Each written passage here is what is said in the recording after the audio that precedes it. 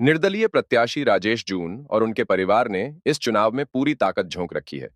सचिन जून ने भी अपने पिता राजेश जून को चुनाव जिताने के लिए दिन रात एक कर रखी है।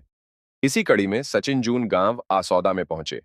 यहां पहले उन्होंने दादा बूढ़ा मंदिर में शीश झुकाकर आशीर्वाद लिया और इसके बाद गांव की चौपालों में प्रचार किया। इस दौरान ग्रामीणों ने सचिन का जोरदार अभिनंदन किया और इस चुनाव में साथ देने की बात कही। आसौदा के अलावा अन्य गांवों में भी सचिन लोगों से रूबरू हुए और उन्हें आगामी 29 सितंबर को होने वाले रोड शो का न्योता दिया। पर सचिन जून ने कहा कि हम लगभग सभी गांव कवर कर चुके हैं। जहां भी जा रहे हैं, लोग अपनी समस्याएं बता रहे हैं। दरअसल बहादुरगढ़ में सड़क, स्वच्छ पेयजल, निकासी जैसी बेसिक सुविधाएं भी लोगों को नहीं मिल पा रही हैं। औद्योगिक इकाइयों के लिए हमारे गांवों की जमीन तो ली गई है, लेकिन यहाँ के युवाओं को उनमें रोजगार नहीं मिलता। ऐसा इसलिए है कि युवाओं के लिए पैरवी ढंग से नहीं हुई। यदि बहादुरगढ़ पर सही से ध्यान दिया जाता तो यह इलाका विकास के मामले में बहुत आगे जा सकता था। लेकिन अब हम जनता के बीच में आए हैं। मेरे पिता राजेश जून विधायक नहीं, बल्कि सेवक बनकर काम करेंगे। क्षेत्र का विकास और युवाओं को रोजगार दिलाना हमारी प्राथमिकता रहेगी। इस चुनाव में जनता हमारा साथ दें।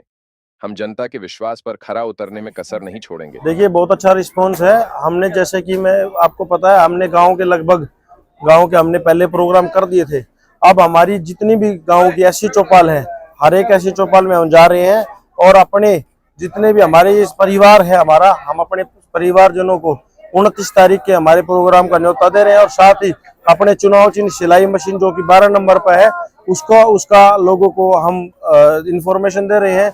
लोगों को बता रहे हैं कि 12 नंबर पर हमारा सिलाई मशीन चुनाव चिन्ह है और 5 तारीख को 12 नंबर के सामने वाला बटन दबा करके अपने बेटे, अपने भाई राजेश। आज हमारे हल्के में ये दुर्भाग्य है हमारा कि बहुत ही बेसिक मुद्दों पर हमारा हल्का खड़ा है।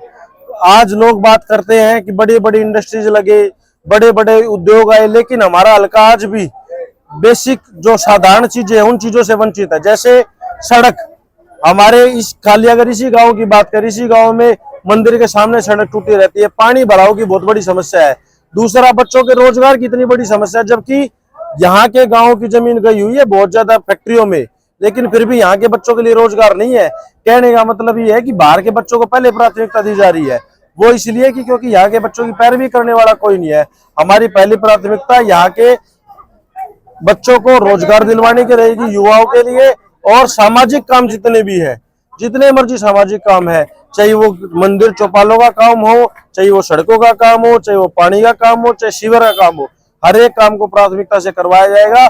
देखिए, काम तो आज से पहले भी हो जाते हैं, लेकिन दिक्कत केवल और केवल इतनी है कि आदमी उस काम को अपना मान करके और उसका में मेहनत करके काम कर रहा है। सारे जितने भी हमारे युवा भाई हैं, इनको रोजगार दिलवाना चाहते हैं, सड़कों के गलियों का काम करवाना चाहते हैं, पानी का, सीवर का, ये सारे काम करवाना चाहते हैं।